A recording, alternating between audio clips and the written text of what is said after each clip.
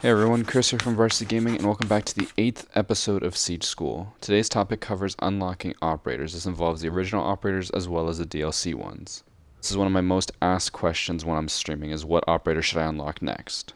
So hopefully this video will cover that. So there's just one thing I want to say before we get into it. This is also another very commonly asked question on all my streams and all my videos is, what is the quickest way to earn renown? There's no special way to guarantee that you unlock a few thousand renown at a time. No, because if that was a thing, then everyone would know about it. Renown is earned just by playing the game. There's really no other way around it. Ranked matches give you more renown, but it also takes up more time. Really, the only quick way to earn renown right off the bat is to do all the situations and do all the tutorials. A lot of people don't know this, but there's actually tutorials in the main menu, and there's 3 videos. You can open them up and easily just skip them if you already know what it's talking about, and it'll give you 200 renown each video. That's a total of 600, which is enough to buy your first operator. And you can go through each of the situations. There's a total of 10, with the 11th being Article 5. Each situation has 3 challenges, which each give you 200 renown. So you can get a total of 6,000 renown just from doing the first 10 situations. Beyond that, all you can really do is just play the game and grind it all out. And now that we got that covered, let's get into actually unlocking the operators. My first tip when unlocking operators is to alternate from attackers to defenders every single time you unlock one. I can't tell you how many new people I've run into who have like 5 defenders but only 1 attacker, and then when that 1 attacker is taken, they have no one else to go. Get off fuse. I don't have any other attackers, I swear.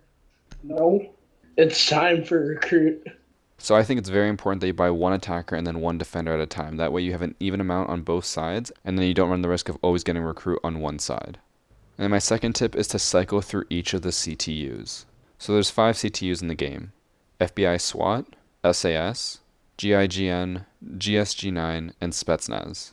When you unlock your first operator in each CTU, it costs 500. The second one costs 1,000, the third one 1,500, and the fourth one 2,000. So I believe when you're first starting the game, it is crucial to get 1 operator from each CTU at a time.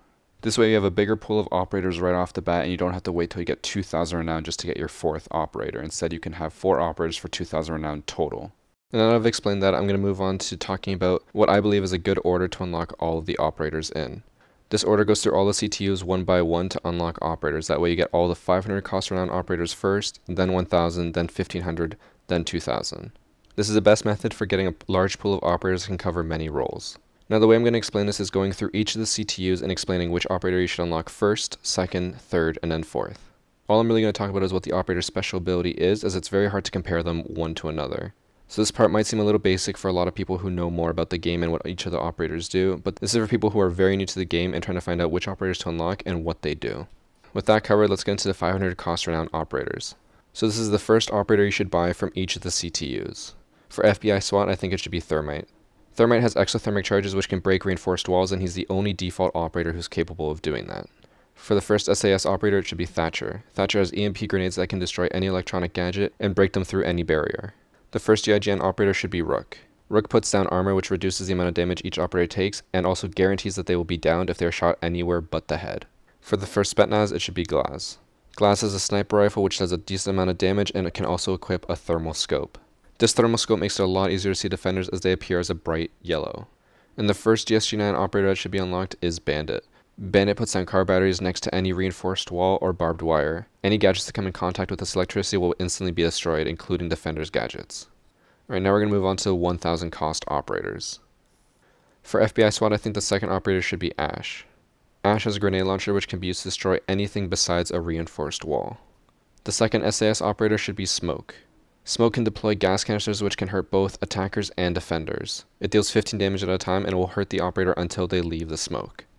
The second GIGN operator should be Doc. Doc has a stim pistol which can heal operators for 40 health. It can also be used to revive them from a distance if they are down. In the event that the operator is already at max health, it can overheal them up to 140, at which point they will lose 2 health every second until they go back down to 100 health. And the second Spetsnaz operator should be Fuse. Fuse can deploy cluster charges which can shoot out 5 cluster grenades. These 5 grenades fly out through the room and will destroy anything in their path. And the second GSG9 operator that you should unlock is Jaeger. Jaeger can put down active defense systems which basically destroy any grenade or projectile flying through the air. Alright, now we're going to move on to the 1,500 renown operators. The third FBI SWAT operator you should unlock is Pulse. Pulse has a heartbeat sensor that can detect any attackers within 8 meters. They show up as a giant red dot on his scanner so he knows exactly where they're moving in real time. And the third SAS operator should be Sledge. Sledge has a sledgehammer that can destroy any unreinforced wall. It can also be used to destroy the floor and any hatches, as well as any barricades and castle barricades. The third GIGN operator should unlock is Twitch. Twitch can deploy a shock drone, which is basically the same as a normal drone except for that it can't jump, it is silent, it can also deal 10 damage to any operator it hits. And on top of all of that, it can also destroy any electronic gadget as well as mirror windows. And the third Spetsnaz operator you should unlock is Kapkan. Kapkan can deploy entry denial devices, which are basically like claymores. As soon as an attacker runs through them, they will blow up. And the third GSG9 operator you should unlock is Blitz. Blitz is equipped with a flash shield, which when used within a certain range on any operator can blind them completely. And now we're going to move on to the last operator from each CTU. Keep in mind, I am not saying that these are the worst operators in the game, I just think that this is the best way to unlock operators and have people to fulfill each role, as well as keeping a balance between attackers and defenders. You may have noticed by now that we have 8 attackers and 7 defenders. This way you have an equal amount on both sides and you never have to worry about someone taking all of your operators. But anyways, let's move on to 2000 cost renown operators. And the last FBI SWAT is Castle. He can deploy castle barricades which are completely bulletproof to everything except for glass bullets. They can be used to block any door or window. The last SAS operator you should unlock is Mute. He can put down jammers on the floor which jam any drone as well as any attacking electronic gadget. And the last GIGN operator you should unlock is Montagna. He has an extendable shield which completely covers him and makes him like a moving coffin. He's completely bulletproof and can't be pushed by meleeing while deploying his extendable shield. And the last Spetsnaz operator you should unlock is Tachanka. He has a mounted LMG that you can deploy which has a little shield on top. And the last GSG9 operator you should unlock is IQ. IQ has an electronic sensor that she can deploy to see any electronic gadget on the map, within 20 meters. Alright, and that is it for the unlock order that I personally think is best. I know a lot of you might disagree with me thinking, for example, like Jaeger is a better choice than Bandit to unlock first. And while I agree with that, the main purpose of this unlock order is so that you can have an operator that can fulfill specific roles. We'll look at the 500 cost renown operators as an example. I chose Thermite and Thatcher because then you have operators that can breach into objective and destroy defending gadgets. And Glaz is the third attacker because he's really good at sniping and very easy for new people to use. As for defenders, I chose Rook because he's an incredibly good anchor and has a very simple kit for new players. And then I chose Bandit as a second defender because he has entry denial. If you were to choose Jaeger instead of Bandit, then with your first 5 operators you would have no entry denial at all. This can be very bad for beginning players because then the attackers can just push in without any issues at all. So this is why I chose specific people first and not because that one is better than the other. The main purpose of this is to fulfill certain roles and that way new players can actually do specific things that their teams require them to do. Alright, now we're going to move on to the DLC operators. I just want to really stress that you should not unlock any DLC operators until you have every single default operator already unlocked. The reason for this is because the cost of one DLC operator is the equivalent of unlocking every single default operator in the game combined. Each DLC operator is 25,000 renown flat no matter which order you buy them in or if you bought all the default operators first. This is why you should always leave them to last. Although they do have some of the most powerful gadgets in the game, it is not worth not having a lot of the default operators just to save up for one DLC operator. Now for these operators, I'm going to go into a little more depth as to why I chose them in a specific order. I'm still going to explain how their gadget works, but at this point, a lot of people want to know why you should choose a specific DLC operator over another. Alright, let's go through the list. I think the first one you should unlock is Hibana. Hibana has the highest utility of any DLC operator out there. The fact that she's able to breach reinforced walls, which up until the point of her release only Thermite could do, is incredibly powerful. And then there's the added bonus that her gadget cannot be bandit tricked. As soon as it is set off, the only way to destroy them is by shooting them or exploding them. And the second DLC operator you should unlock is Valkyrie. Valkyrie probably has the best defense gadget out there. Being able to put down extra cameras to watch the attackers can easily turn the tides of a fight. Putting down a good Valkyrie camera that the attacking team doesn't know is there can guarantee a kill or two. And the third operator I think you should unlock is Blackbeard. While Blackbeard has been nerfed a lot in the past, the ability to absolutely deny a headshot is incredibly powerful and can easily win you fights if people aim for your head first. And the fourth DLC operator you should unlock is Buck. Buck is basically a better version of Sledge. Buck can use his skeleton key to open up floors and walls from a greater distance and isn't as susceptible as Sledge is when he has to go right up against the wall. You can easily shoot a hole in the wall and quickly swap to your primary weapon in order to shoot. And the fifth DLC operator you should unlock is Mira. Mira takes a lot of practice to master, but after a person is very competent with Mira, her mirrors can absolutely win you fights. Being able to see the attacking team without them seeing you is a very powerful ability, almost as powerful as Valkyrie's cameras. And the sixth one you should unlock is Echo. Echo is a very high pick operator in Bomb. The reason for this is because his yokai drone can prevent people from planting the bomb. This can easily win you the match if they're trying to plant at the last possible second, and you prevent them from doing so just by hitting them with a stun. The 7th operator you should unlock is Jackal. Jackal is a very kill-based operator, and really his Inox track system doesn't come in handy that often. That being said, he does have some of the most powerful attacking guns in the game, and with a competent team can absolutely shut down roamers. I think the 8th DLC operator you should unlock is Capital. Capital used to be one of the highest pick rate operators in Bomb because with a combination of his flame bolts as well as his frag grenades, he could completely prevent the defending team from breaking the diffuser. But ever since he lost his frag grenades, he's fallen out of favor because his firebolts aren't enough to completely shut down the defending team. And the 9th operator you should unlock is Frost. While frost mats are great in theory, most players at this point would know to check for frost mats and will shoot them before they even hop in the window. And the last DLC operator I think you should unlock is Cav. Keep in mind this is also coming from someone who plays at the diamond level on PC. Cavietta is pretty much a joke at that point because everyone would know to hunt her down and will always be paying attention for her. Whereas on console there's a lot more people who don't use headsets and use a lot less communication. Because of that she can be a really good pick on console, but on the overall I just don't think she's a good pick on PC. Alright, and that is it for unlocking all of the operators. Now keep in mind, I do just want to mention this again before people start calling me out. This is just a guide. This is not saying that you have to unlock operators in this specific order. I just think this is the best way for new players to get into the game. This way new players can cover all of the roles. Alright, now that we covered the order in which you should unlock all the operators, I do really want to stress a point that I forgot to mention earlier. And that is that when you buy a new operator, to make sure you always have enough renown to buy at least the attachments you want on their guns. I have seen so many people playing the game where they'll buy an operator and they just won't have any renown left to buy any of the attachments. So they go into the game using just iron sights and no barrel or grip attachments. And while it is still possible to do well with no attachments, you might as well just make your life easier and your teammates' lives easier and buy attachments right away. And if you have the extra renown floating around, I highly recommend buying every single attachment for every single operator. Even if you have to wait until after you unlock all the operators, that's fine. I still highly recommend you do that before you start going in to buy cosmetics.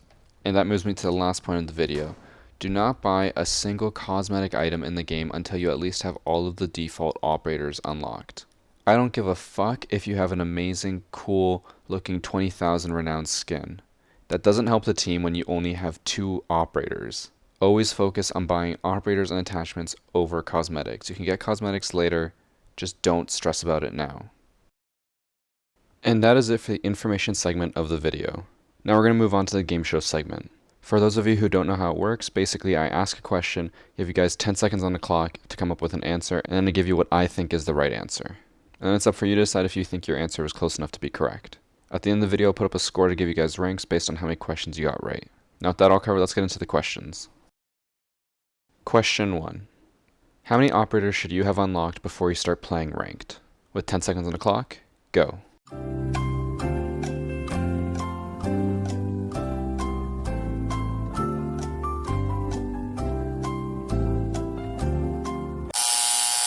Time's up, and the correct answer is 10.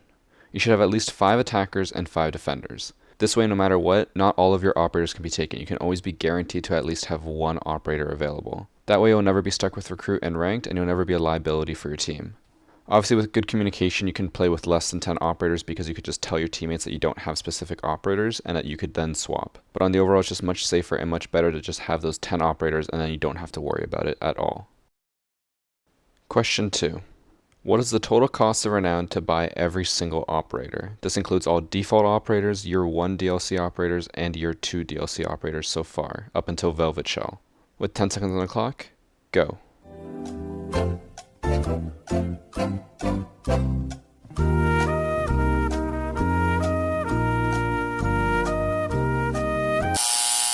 Time's up, and the correct answer is 275,000 renown. With 10 DLC operators so far, that's 25,000 renown each, totaling to 250,000 renown. And all the default operators combined cost 25,000, so you get 275,000 renown total. This can seem like a lot, but honestly after a while you don't even notice it. As long as you have your core group of operators, the ones that you don't have unlocked yet will just be added bonuses once you eventually save up enough renown. Question 3. What is the total cost of renown to buy every attachment for every single gun for every single operator released up until Velvet Shell? This includes all sights, barrels, grips, and laser sights. And since this will be a very hard question, I'll give you guys a bit of leniency. If you come within a 5,000 renown range, then just consider your answer correct. With 10 seconds on the clock, go.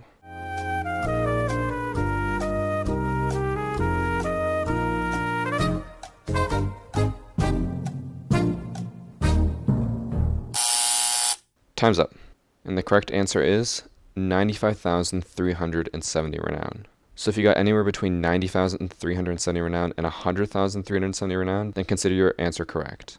Although the attachments might not seem to cost too much individually, they do add up very quickly. The most expensive gadget once you add it all up is laser sights. There's a total of 102 guns that can have a laser sight, and with it costing 200 renown for each gun, that comes to a total of 20,400 renown just for laser sights. And while this is a lot of renown, I do highly recommend that you guys buy all of the attachments. It makes you much more adaptable to different situations and allows you to experiment much more easily. And it's time for the bonus question. Is it worth only being able to play Tachanka and Recruit in order to have a Black Ice skin? With 10 seconds on the clock, go.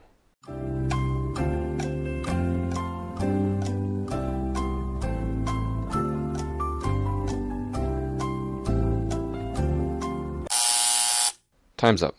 And the correct answer is, of course. Black Ice skin is by far the most rare skin in the entire game, and everyone will be jealous of you for having it. It doesn't matter if you can only play Recruit and Tachanka. As soon as they see you have that skin, the enemy team will just throw themselves at you because they are not worthy. And that concludes today's episode of Siege School. Thank you very much everyone for watching. This one was a little bit more of a weird video for me because there really wasn't anywhere that I could add footage. A lot of the stuff that I was talking about was just based on the menus and also the equipment, so I decided to add a lot of screenshots for this one. Let me know what you guys think about the video, and hopefully you guys actually enjoyed it. And as promised earlier, here are the scores based on how many questions you got right in the quiz.